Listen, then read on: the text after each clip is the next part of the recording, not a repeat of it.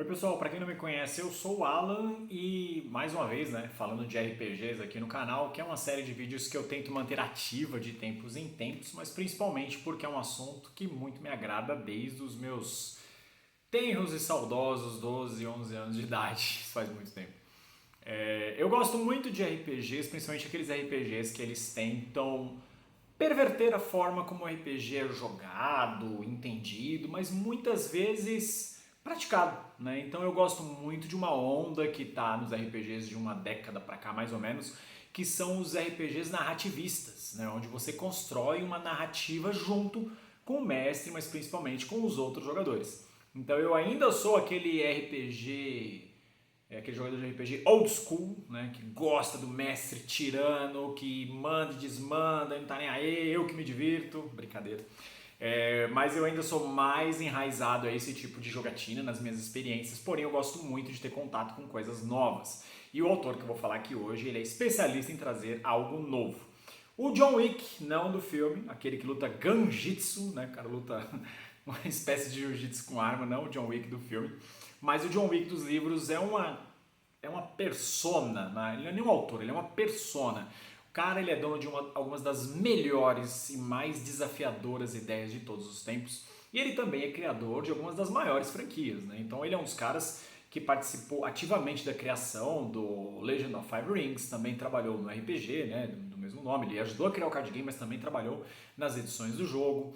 Ele também tem muita coisa, ele tem um famoso sobre apocalipse zumbi, que é o The Shotgun Diaries, que é um RPG, uma ideia muito legal, mas qualquer coisa que o John Wick mexa, e eu lembrei de um outro aqui muito bom também, que é o Cats, que é muito legal, Cats, os jogadores são gatos protegendo seus donos enquanto eles dormem dos males do submundo ali, ou naqueles momentos que o gato fica parado olhando pro nada. Muito legal, se um dia puderem, pesquisem sobre esse jogo.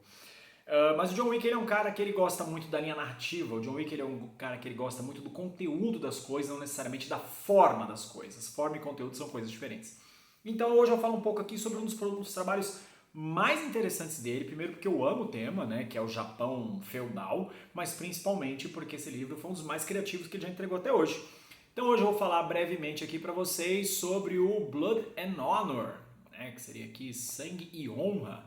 O Blood and Honor, um jogo de tragédia samurai, ele é do John Wick, ele vem aí com idade aproximada de 14 anos e ele foi publicado há muito tempo atrás, se eu não me engano há mais de 10 anos já, tá? Da data de gravação desse vídeo, pela Redbox, que hoje em dia nem é mais Redbox, né? É a Buró Brasil, que ela se chama hoje em dia.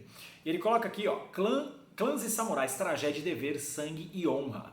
Viaja a um Japão feudal trágico e sangrento, onde a guerra entre os clãs pode ser sutil e devastadora. Monte administre sua própria província e clã, com seu próprio daimyo, samurais, geishas e intrigas. Lute represente a violência e drama das disputas dinásticas. Com um elegante sistema de regras que favorece a narrativa e o drama, Blood and Honor utiliza apostas e narrativa compartilhada na medida certa para que os jogadores e o narrador possam contar juntos memoráveis histórias através das gerações. E é exatamente isso, ele é um jogo sobre contar memoráveis histórias e narrativas. Minha versão, ela veio numa caixinha. Eu não sei se essa versão é a Super Deluxe, sei lá, que é uma caixinha bonitinha. Isso aqui foi um achado, eu achei isso aqui em algum lugar, não lembro. Ele vem com uns dadinhos de madeira, bem bonitinhos. Eu acho que essa versão é totalmente out of print, tá? Se você for tentar procurar, desculpa a sinceridade, acho que você não vai conseguir encontrar. Porém, acredito que a versão simples desse livro você ainda possa achar em algum lugar. Talvez em lojas de usados, alguma coisa do tipo.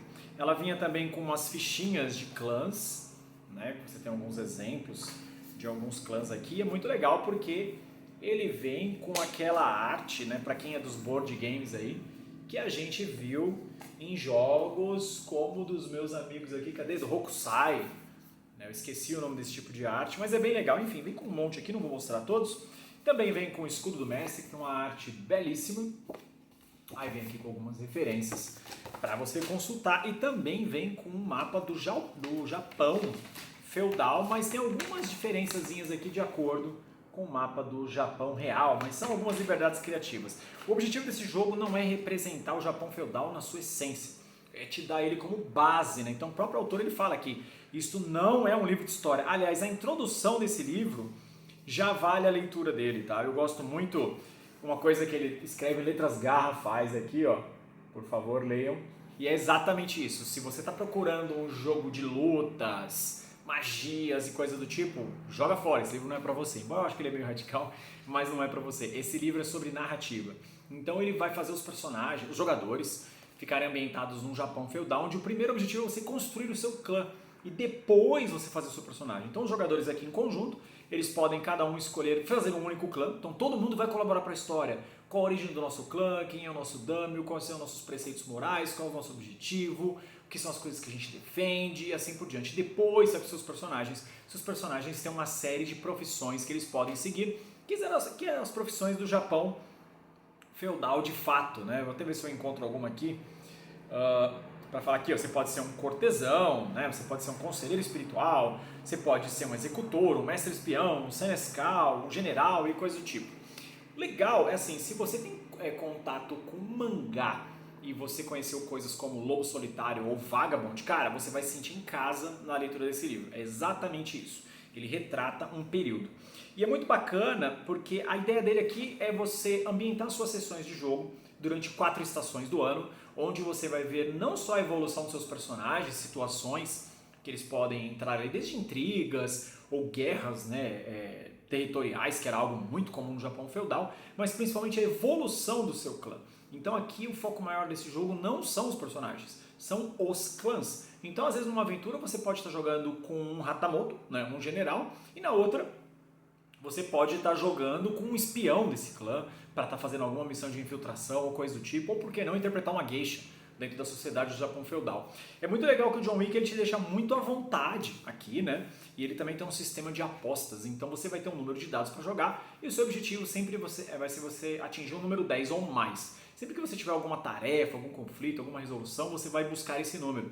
Mas às vezes você achar que você não é capaz de fazer isso, você pode fazer um sistema de apostas. E sempre que você faz um sistema de apostas e você perder, você vai perder metade da sua pilha de dados fixa para o jogo. Simples e funcional. O objetivo do jogo não é ter um conjunto de regras, mas ele sim te ajudar a contar uma história muito bem elaborada. Então é muito legal, às vezes você pode estar numa situação onde vocês estão no meio de uma reunião entre clãs ali para resolver alguma coisa e um jogador ele começa a narrar falando, olha, o meu clã está assim, assim, assado, eu estou vendo a sala, tal. Ele vai dando todo o descritivo da cena. As pessoas que estão comigo estão vestidas assim, elas se portam assada, o outro jogador pode entrar na cena. Não, eu acho que a gente pode estar assim, eu estou colaborando nessa discussão para também estar colocando uma outra situação de fundo. Então é uma narrativa que ela é construída em conjunto. É difícil às vezes até explicar isso, e o mais fácil é você vivenciá-la. E o papel do mestre do jogo aqui, na verdade, ele é mais um diretor, pensa assim, tá? Ele vai ser um orientador do que necessariamente um juiz malvado, como é na maioria dos grandes RPGs tradicionais. Então o Blood and Honor ele é desafiador e muito interessante justamente por isso. Para os capítulos finais, né, ele ainda vem falar sobre alguma coisa como aspecto e religião, né, ele fala sobre magia, e aqui ele até cita os Shugenja, né, para quem jogou aí Legend of Five Rings ou quem jogou Battle for Rokugan, já está ambientado com esse nome. Mas eu gosto também muito quando ele fala de uma coisa que é sobre o Bushido, né? Que o Bushido é o código de honra dos samurais, que é justamente aqui, ó, né? O que é o Bushido, né? Aí ele coloca, eis o coração disso tudo aqui, o Bushido, o caminho do guerreiro, um conjunto de regras para nobres guerreiros. Assim como a Europa feudal possuía a cavalaria como um tipo de código moral para seus cavaleiros, o Japão possuía o Bushido. O Bushido é um código ético autoprescrito, escrito e refinado pelos próprios samurais. Porém, o Bushido possui uma diferença essencial de sua contraparte ocidental. Enquanto a cavalaria deriva seu código da religião, o Bushido o deriva da filosofia. Então, o Bushido é muito legal como ele coloca aqui, porque o Bushido é uma coisa que você segue. Eu, como praticante de arte marcial durante muitos anos, eu sempre achei engraçado quando eu vi alguns parceiros tendo falar assim, eu sou samurai, não sei o que, eu acho como samurai. E cara, na real você sequer faz ideia do que é ser um samurai, o que era ser um samurai quando você usa essa palavra. Porque a palavra samurai é isso, é servir. E o servir é servir até a última consequência. Então uma coisa que era muito comum era o ato do seppuku, né, entre os samurais, onde ele não conseguia cumprir a palavra dele, a honra ou aquilo que era esperado dele, e ele simplesmente se matava, né, num ritual ali muito bonito de se ver no final das contas. Tem uma cena muito bacana, ele era muito honrado passar por aquilo. No filme O Último Samurai com o Tom Cruise, onde tem uma cena bem legal de como que é feito um ritual seppuku e o porquê que ele é feito, o peso que tem a honra de um samurai. Então eu gosto muito desse pedaço aqui em especial do livro, quando ele fala, né, ó, eu não direi nenhuma outra palavra além das próprias palavras, sem definições. A ambiguidade leva ao questionamento e o questionamento leva à verdade. Seguir os passos de outro só o levará até onde o outro já esteve. Você precisa fazer o seu próprio caminho. Então, o que compõe o Bushido? Justiça, coragem, benevolência, respeito, honestidade, honra e lealdade. E aí ele deixa algumas perguntas, né? Qual é a verdadeira definição de Bushido? Qual virtude é a mais importante? E o que as virtudes significam? Então, assim, para você que é amante da cultura japonesa, amante da história dos samurais, para você que cresceu ou tá vendo até hoje, né, filmes como Os Sete Samurais, do Akira Kurosawa, Yojimbo, né, e tantos outros filmes clássicos, né, que retratam o Japão feudal, ou mangás como os que eu citei aqui, principalmente Lobo Solitário ou Preço da Desonra, né, que o Pipoca Nankin tá publicando agora em tempos recentes. Cara, Blood and Honor é um RPG que você realmente precisa conhecer. Muito, muito, muito legal. Críticas, comentários, sugestões, sempre bem-vindos. Até a próxima.